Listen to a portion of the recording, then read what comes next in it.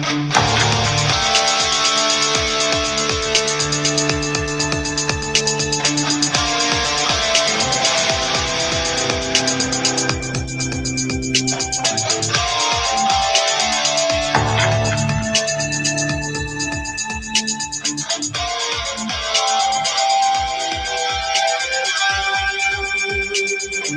lies under the wings of a nation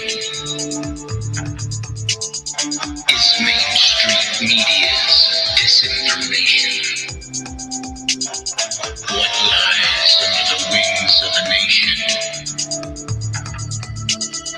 are the seeds of treason and manipulation.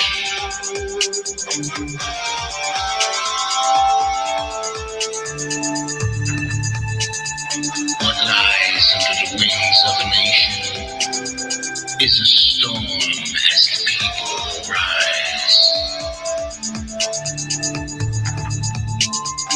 What lies under the wings of a nation? The great eagle, the protector in the sky. One nation divided.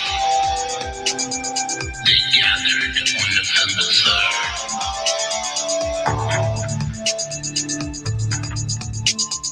To cast their vote on the ballot. To make their voice heard.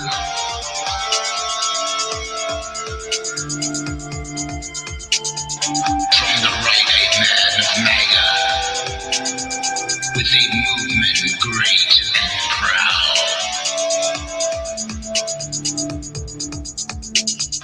On the left is a man who is distant, 6-foot circles and no crown. Now it's time to count the vote. A nation waits for its future hopes.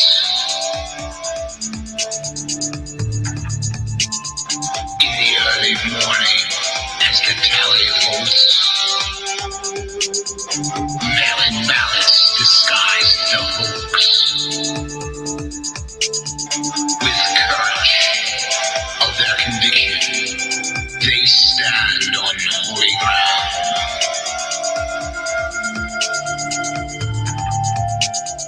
You can choose the great awakening, or you can choose to get reset.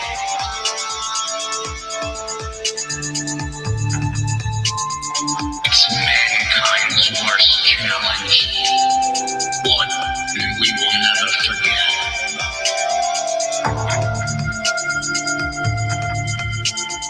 So now they hold the line and trust the plan.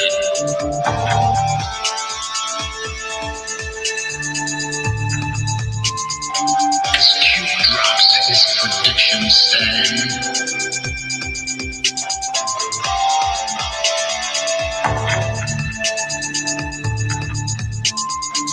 black hats rage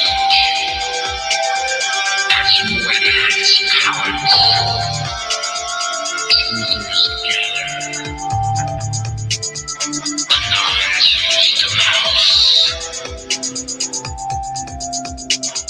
The world is listening as the evil cries. It's the crime of the century. Biggest of lies.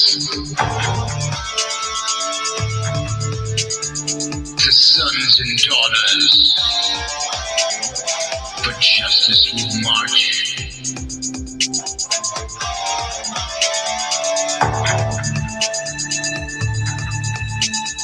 J6, the capital.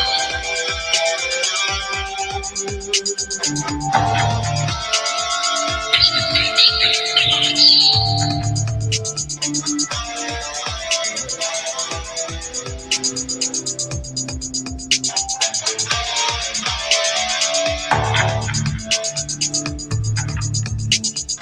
No three-letter agency will deceive. Only to the blind, and they are their sheep. It's in God's hand.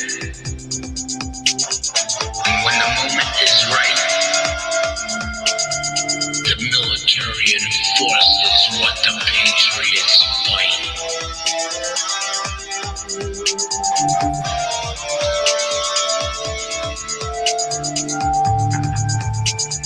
So what stops this situation?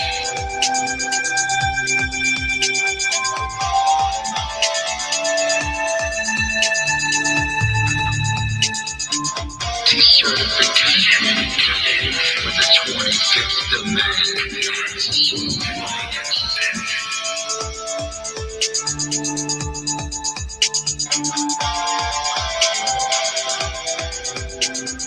There's just one thing that is certain.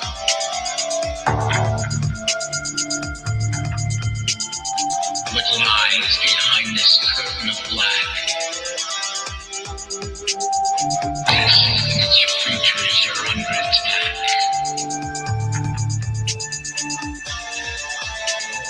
What lies under the wings of the nation?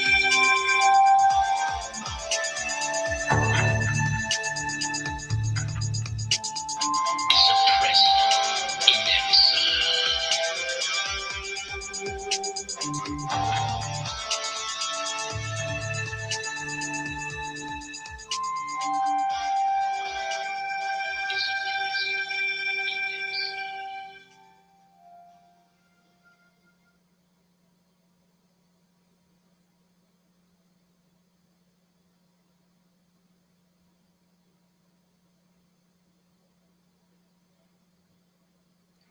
How you doing? I'm Big D. Welcome to the show. That was incredible. That's the first time I've had a chance to see that. John, let me ask you a question. Is that something you produced? Yes. That's awesome. Would you like to talk about that? This is John, our guest for today, How you doing, aka everyone? Propane. What do you want to know? You want to give any background and any of that part? I mean, how long it took you? Because that's incredible. I mean, that means a lot. Well, I can't take credit for all the video clips. The clips I got from different sources. Now, of course, I did edit the clips into the video to match the lyrics. I've been a musician for many years, so I do studio recording. I don't do much live performances anymore. So I just felt that I needed to put something together like that kind of hits different topics of what's going on. Some people think are conspiracy theories. Seems like a lot of them are coming true. So I gathered up a lot of video clips that I thought were interesting. Too many sources to name everyone who actually did the videos. And a lot of it's open source stuff too. So other people used certain clips, that I've used in that video. Obviously, I wouldn't have the resources to go out and film any of that stuff. And I just start writing. It's not exactly what you call a song because there's no chorus or nothing like that. So I just start writing one day, and I came up with the words that you heard and decided to make a video to it. The funny thing about it is it instantly got banned from YouTube. So Yeah. badge of honor here for you, bringing it back to life Nice. on your show. It is up on Rumble. You can find it on Rumble. I'm a huge fan. But yeah, just the patriot in me, venting, basically. Well, I think it's going to go along with the show perfectly. That's good. Glad you like it. All right. Before we get into the show, I'm going to actually not only just give you a blank statement like a lot of people do, but I'm also going to prove it to you. At least the way I believe it is proof. Please like, share, subscribe, hit the bell notification. Well, actually, if it actually comes through on YouTube this time. So it's about the Federal Reserve It's about gold, silver. It's about precious metals. It's about our dollar, the dollarization of our dollar. And I'm going to give you how to find this information. So I'm going to do it, and you can follow through if you like. I'm going to pull up a screen where I can share it. And on the screen, I'm going to show you what website. It's called The Fed. If you follow this down, see where my cursor is? And you're going to go to the very top one. And that's going to bring you here. Fed Economic Data, St. Louis Fed. Now, if you type in purchasing power of the United States dollar,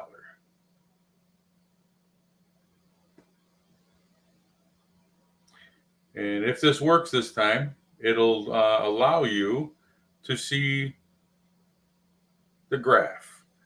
Now, if you go over all the way over here on the left-hand side, you'll see that this is, it doesn't show you, but it's 1913. You can actually look in this area here, and you can see that it was 1/1 of 1913 to 3/1 of 2024. And I'm going to show you what happened since Joe Biden took over. Now, it's always, ever since right around, let's see, what do we got? May 1933. It came back a little bit after the Depression. But you can see where it's flatlined. It's been flatlining for many years. Looks like a graph of my relationships. And it's not your fault, John. At least Never, not all your it never is. So let's go to 5 years. Now, as you can see, this is January 2020. And what has happened to it since? This is the purchasing power. Purchasing power is what? Inflation. Inflation goes up, purchasing power goes down. The reason why I wanted you to see this is I didn't want you to leave without hearing the rest of this. Now, that's how to get there, and you can do this, and you can show your friends as well.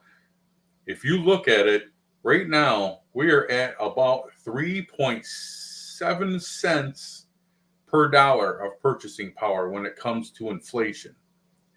Now, it's difference between, some say, well, if I have $1 and I can go in and buy something for $1, how's it worth 3 cents, say an average of 3 cents? And that's because of the inflation. The actual price of that, whatever you're going to be purchasing, should nowhere near be what is actually in the store. That's the way I understand it. If someone would like to leave a comment, I would like to see that. And maybe we can discuss it. And also, if you, just like John, if you would like to sit in and help us out with a show and you want to be a guest, leave so in the comment section and tell us what the topic's going to be. And we can all research it and then come up with a date. You can sit in on one of the shows. Okay, I'll take this out of here, and then we'll start the rest.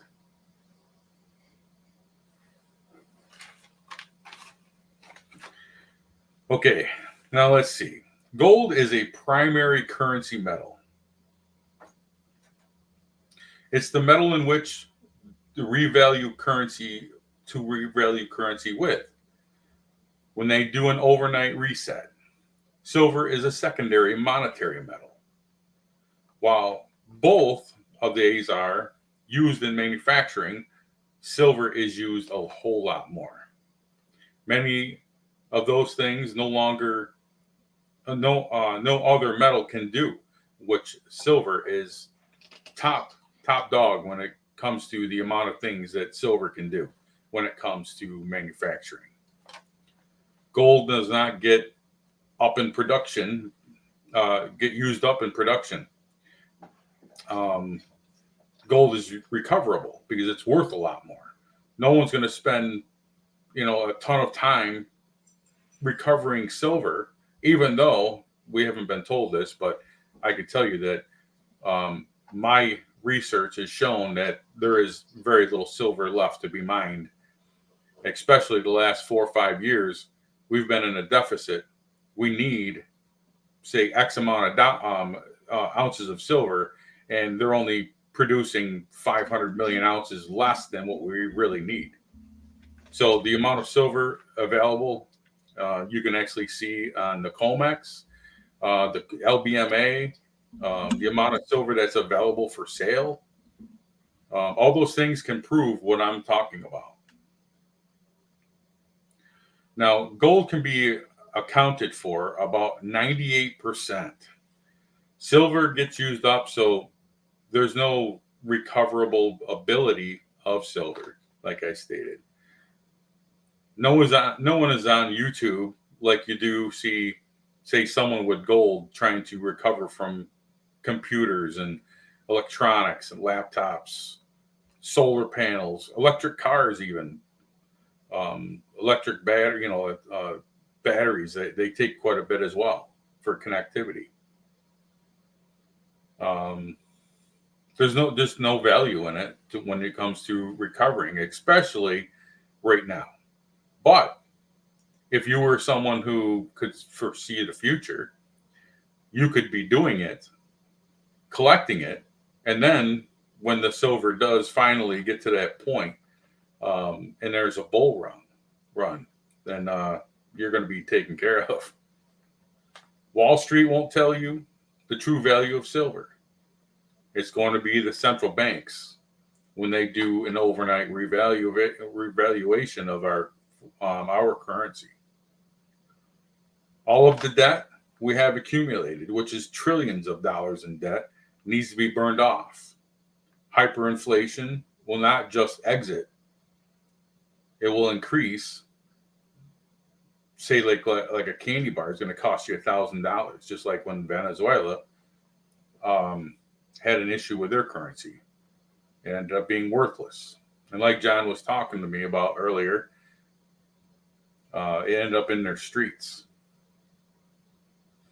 So when that happens, that's when you will know the dollar has no value.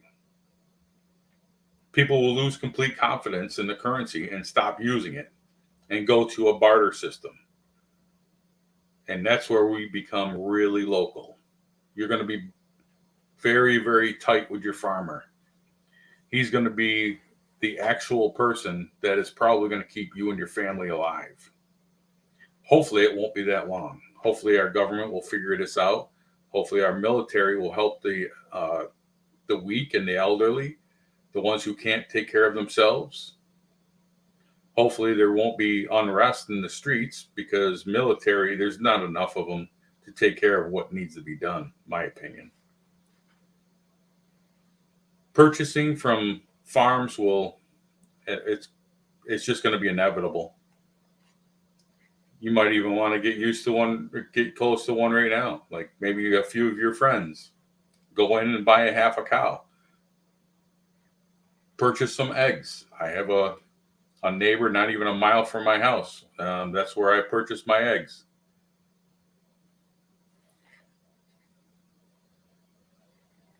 Now that's where silver will come into play. If you have been stacking silver, not just 1 ounce rounds or bars, not just coins, but especially what some people call 90% or junk silver. That is actual dimes and quarters previously to 1964. It's 90% silver, and that's going to be a tradable item. You should be able to get a loaf of bread. This is the way we're hoping. A lot of the truthers or people that are planning on this taking effect.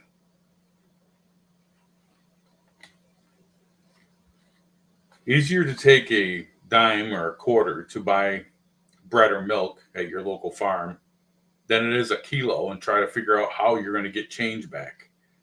A kilo is about 35 ounces. And that's overpayment. I mean, you should be able to buy a cow with that, if not more. Because 35 ounces, when the dollar is worthless, silver and gold are going to go through the roof. That's usually just the way it works. Now, after a currency reevaluation, you could see gold go up to 3,500% higher. That's what happened in Venezuela when they had a reevaluation. Venezuela had 3 overnight reevaluations. You can see that in history as well. I believe you can find all that in Google. The only way to get Americans' confidence back in our currency is making it gold backed. It is possible, some say, if we were oil backed, but everything that this present government wants to do is, since day one, is made it so we are not oil independent. We are dependent. And there's nothing that anybody can tell me that I'm going to believe anything different. They were supposed to open the oil reserves and make it easier on the American driver at the pump. Well, instead of opening the reserves, they sold it to China and India. And I'm sure there's other countries that were beneficial. So getting back America's confidence on our currency, gold will stabilize our currency.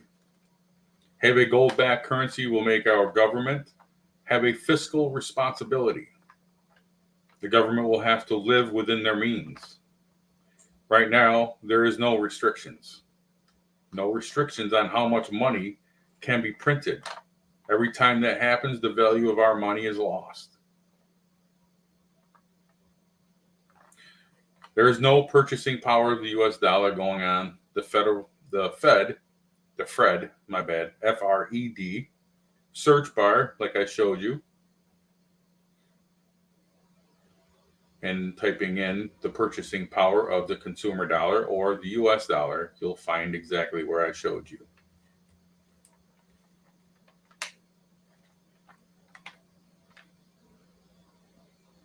I believe we're at the end of the phase of this fiat debt-based system. We are at the edge of the ability to lose all choice. Gold and silver are severely undervalued, which is an indication of a failing currency. Get ready with the gold and silver, in my opinion, of course, because I think gold and silver are your freedom. What is your freedom worth?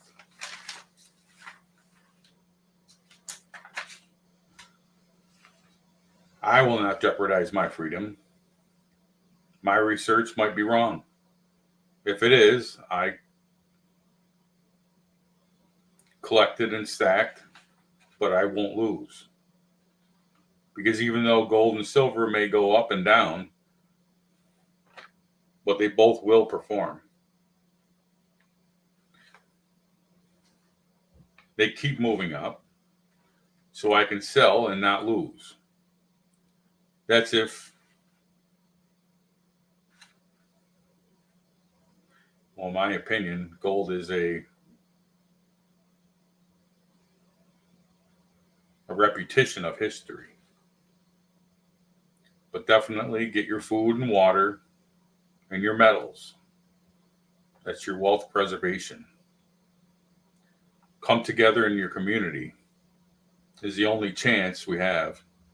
A more fierce system on the other side to have a reasonable standard of living.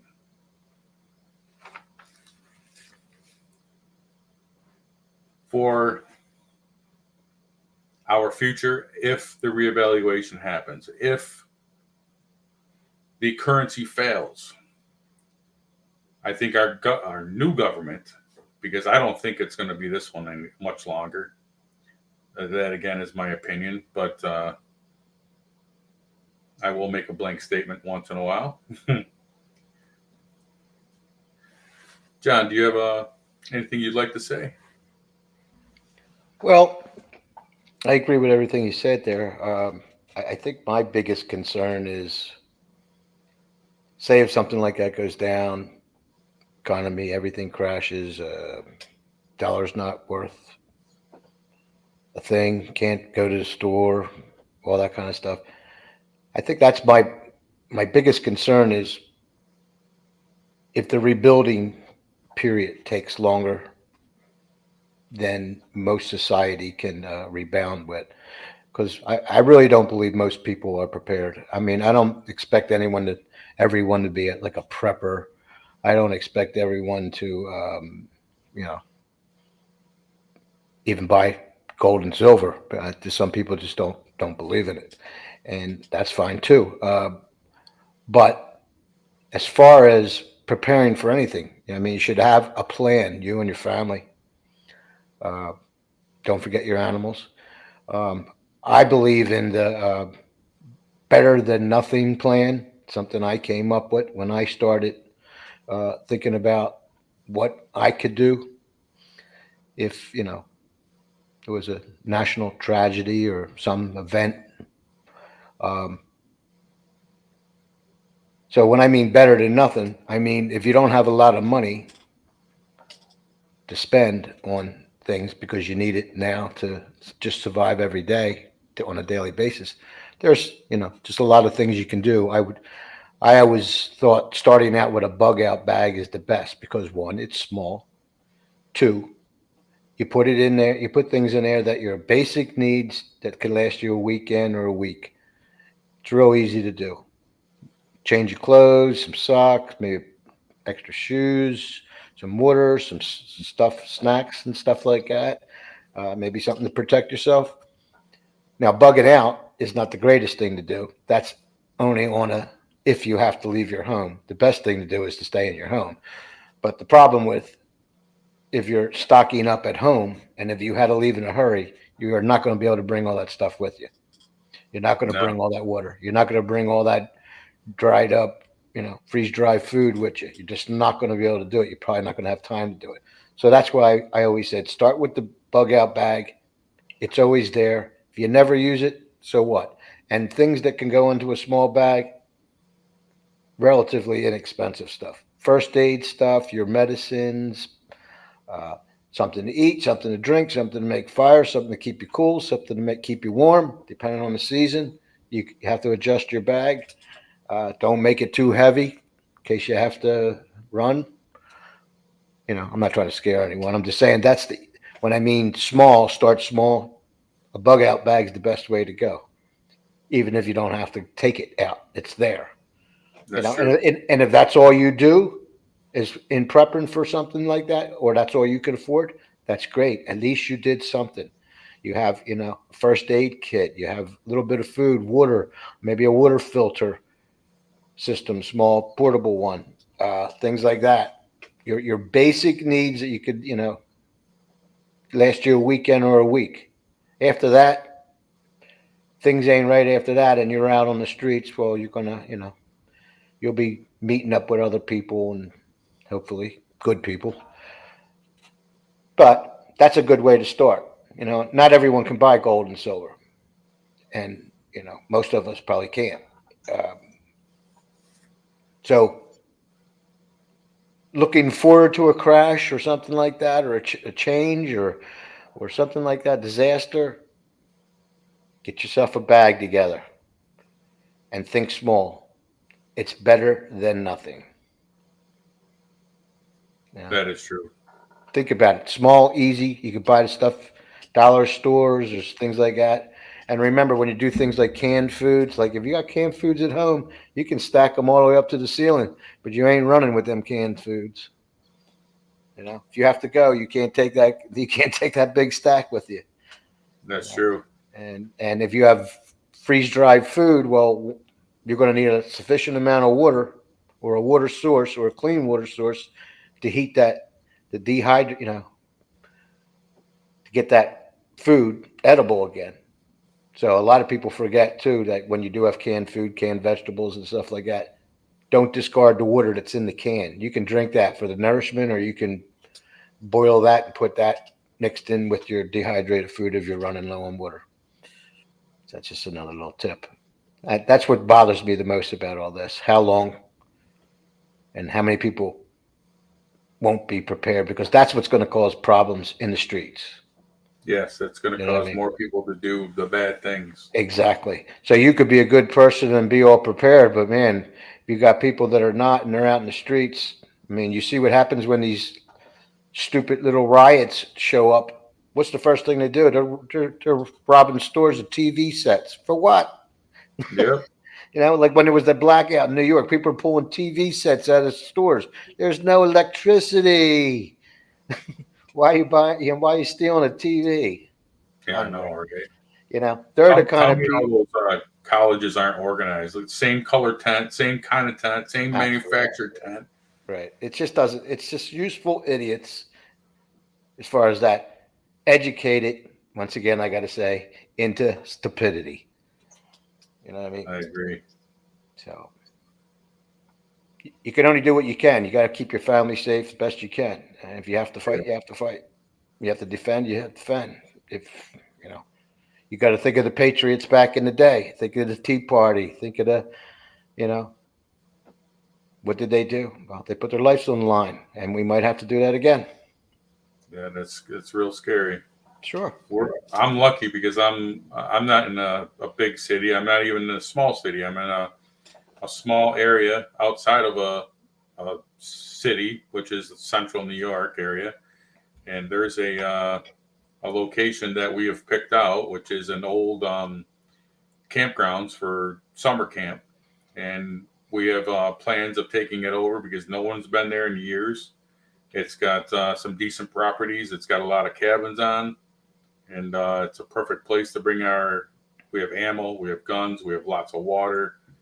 We're fully prepared. There's about more than 5 families now. See that? See, that's being really planning out. That's good. You know. And it didn't take us much to gather. We had some meetings. It didn't take us much, and we keep swapping out the water the last 2 years. We would go there, and everybody would drop off a certain amount of water and take back water. So keep it transferring, so it's Right. fresh water, even though it's in a bottle. Right. You don't know how. I mean, it could be 6 months down the road before something happens. You don't want something that's not drinkable any longer.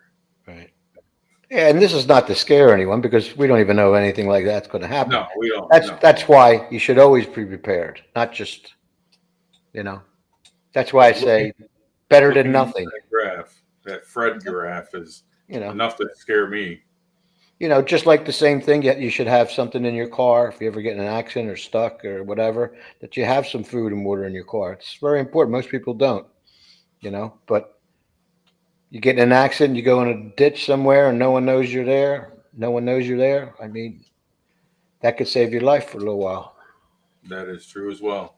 It's just common sense stuff. That's all. I mean, I hope it doesn't get to any of that. I hope it goes smooth.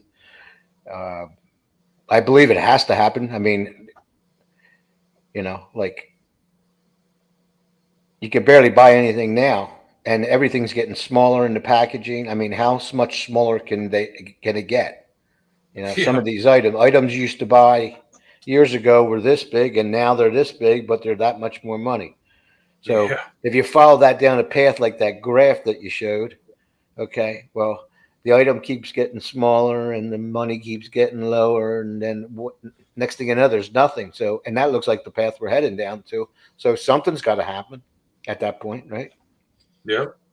Just What like that something is. potato chips. There's the family size potato chips. There's more air in it than there is potato chips. Yeah. Well, they say that's protecting your potato chips from getting smashed. Yeah. I And mean, like John says, don't forget to take care of your pets. yeah, don't forget your pets too. I'm not Water. leaving. I'm not leaving my pet behind. No. and make sure you got enough to cover them. And same thing with your prescriptions. You might forget that, hey, if we're kind of screwed for a month or two, maybe even longer, make sure you have your medications taken care of.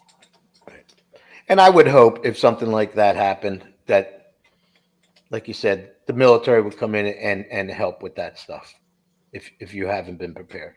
But Yeah. it's always best to be prepared because you don't know how long it's going to take the military to get to you. Yep. Yeah, Or they're you saying might that- have, or you may have to go, or you may have to go to where they're at, and that might, because computers and all down, all the systems be down. There'll be no money, nothing's going to be working.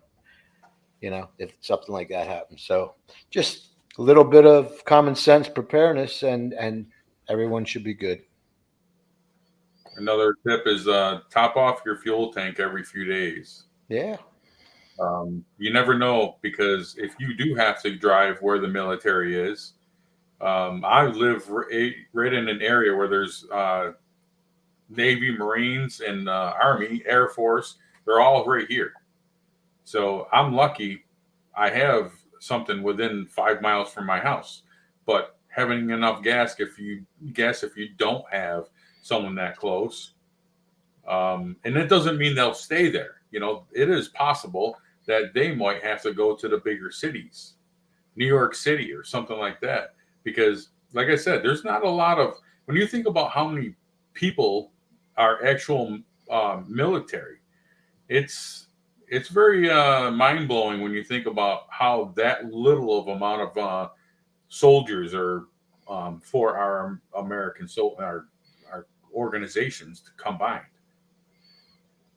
Well, There's not hundreds of millions, There's nothing. It's not like that. There's probably a couple million. I would say. I don't think there's many more than that. well, if the military had to go to the cities, they had to go to my city. I would love for them to put a big fence around that one, Yeah. because I think a lot of people are going down in that city. I guess then I have to give away my city now. Philly.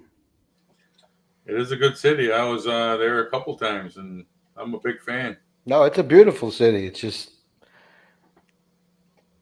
I just think there's some shenanigans going on down there, and a lot of people need to be getting on them buses. Yeah.